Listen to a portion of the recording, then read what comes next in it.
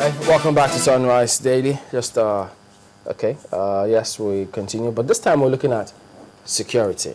And Dr. Femi Adegbulu joins us this morning. He's a security consultant and a public affairs analyst. Thank you for coming on this morning. Thank you for having me again. Well, security always a mixed bag when you look at them, because if there happens to be maybe peace, relative one, and one incident occurs, of course, lots of people will be miffed. But there's been some sort of, what will be your assessment? Let's start with that, in terms of how it eventually played out last year. Well, actually, I would say that there has been a lot of improvement in security towards the end of last year. We never really recorded any major upsurge of insurgents. That shows that the security apparatus of the government is actually working, and that they have improved on their intelligence gathering. That is one thing that is sure.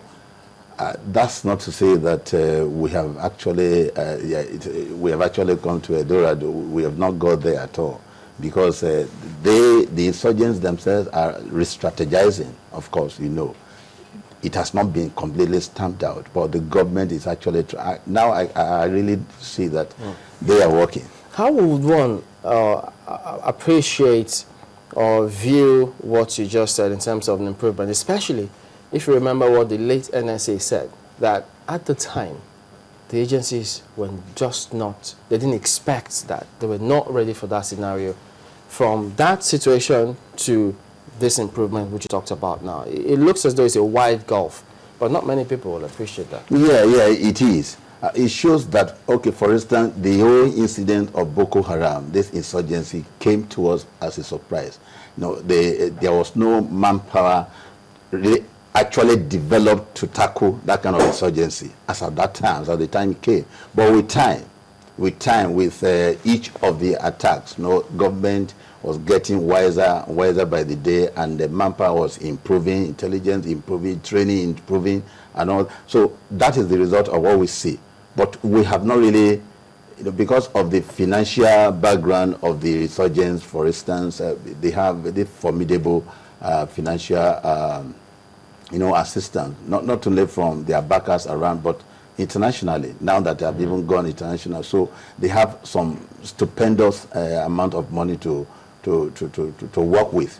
And that is making the job of the security very, very difficult indeed, because, we have to match, this force with force and all that. So you see that those who are determined fighting for ideology and some other reasons known to them, for which they are ready to die, you can see that we really need to match them force with force, with money, men, strategy, and everything. I know that government will always have upper hand. If the government has all the political will that is necessary, government will always have upper hand. There is no how insurgents can take over or run over a country like Nigeria, for instance. If there is political way to really stamp them out completely, it can be done.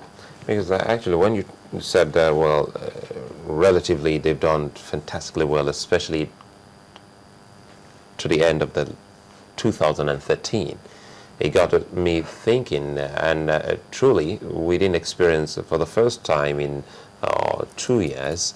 Now we're getting to see a Christmas with no bomb going up. Once we had it every Sunday, and we went on to have some Black Christmas or New Year Eve, but this time around it was smooth and peaceful. But before then, we saw some arrests, and we had some people talk about how they were planning to invade Lagos, how they were planning to also attack some personalities, some politicians, and some other people. And we also saw the attack of some other place where you want to call the stronghold of these people. Now we're talking about the sack of Sambisa Forest by the military and some other successes we've seen in the news. Now, can we then say these were what translated into having a Merry Christmas and a Happy New Year for us? Yeah, really, I think I share in that seriously, because all you have just outlined also shows that the government has actually improved on its ability to proact Okay. For instance, when you proact, for instance, it means that there is intelligence gathering, which has stepped up a great deal. Look at the Akpo killing, for instance. Look at the confession there. Okay. Yeah, you saw that yesterday. Yeah, the confession there. Okay, you know, initially when these people were attacked and all that, people, there was this uproar, hue and cry as to why they should. But people are now confessing, which shows that the SSS people knew what they were doing. They knew these people were there. They had got the intelligence. They've gathered intelligence, and that was why they went there to just date with those people the way they did. So many others are going underground, no doubt, which we are not aware of. But the fact that that ugly trend was stemmed toward the end of last year, and we didn't hear any major calamity, simply shows that they are really working underground, and so many other areas they are combing, which we don't know. But gradually, the ugly trend in this trend. I'd like to call him your colleague in the security business. So we're talking about retired Captain Umar Ali. He was on this program, and once he talked about soft, force, and he also talked about trying to get those who are fighting on behalf of the nation, step up there, should I say, give them more support. Yeah. Now, when you talked about the Apple killing, it reminds us of what the nation was almost getting into, having to say, why would you go all out, even though investigations are still on and we're getting to see all of that. But, for a moment, we almost thought it was a mistake. And what we saw yesterday when they moved sitting to that particular place where it happened, we were miffed to hear that truly something was about to be hashed. How do we as a people take some of these stories so that you don't turn around and make the people that are supposed to be fighting for you as a nation lose interest in what they're doing? Is to encourage them. First, one thing about fighting terrorism, particularly counter-terrorism, is that sometimes there is collateral damage. There is no how you can avoid that. For instance, whoever was unfortunate to be in that uncompleted building on that fateful day, for instance, will have his or herself to blame. Whereas that was the hideout of the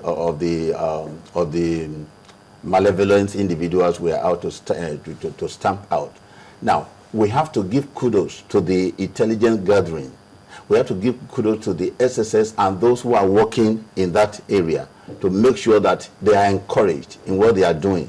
Because sometimes when we condemn them, that why did they do that, whereas the people they are fighting against, they will not spare anybody once they hit their target. So the whole country will be thrown into money. So what they do is, to gather information where they are and make sure that either they are apprehended. Of course, these people, they will always resist arrest. So if it's a counter-terrorism, is to decimate them by way of killing them. And of course, there could be some innocent. Unfortunately, there is something we can do about that, because you cannot avoid, when you are dealing with enemies like that, they use some human shield, of course, but that would be unfortunate. But I know that some human right here and there will want to raise eyebrow, but you see, there's just nothing we can do when we are fighting for their life, especially fighting. You say it's not Eldorado yet, and not yet. I still go back to Sambisa and some other places that they've been able to push these people out. And the news now is that some of them come from a neighboring Cameroon, attack, go back. And the other time on this program, Chamberlain sought to know if we have started having some kind of collaboration with some of these countries. Now, if we talk about intelligence here now that has been harnessed, according to what you just told us, and we have seen from the success gathered already, do you think that we have done enough between Nigeria and some neighboring African countries? I think it's still ongoing, because if the individuals come from our neighboring countries, they attack and go, it shows the porosity of our borders. So, and if the borders are porous, of course, that is where we need those who are in charge of guarding our borders, the customs, the immigration, and all that, So that's where we need them to actually step up their activities to make sure that undesirable elements do not gain entrance to this country. And when they are coming, for instance, they don't come, empty-handed. They come loaded with their guns and whatever they use. So how do they gain entrance to Nigeria without anybody apprehending them? Apart from a kind of collaboration with other countries, the people who are there guarding the integrity of this country. So how do they slip away when these people enter, or do they take bribe?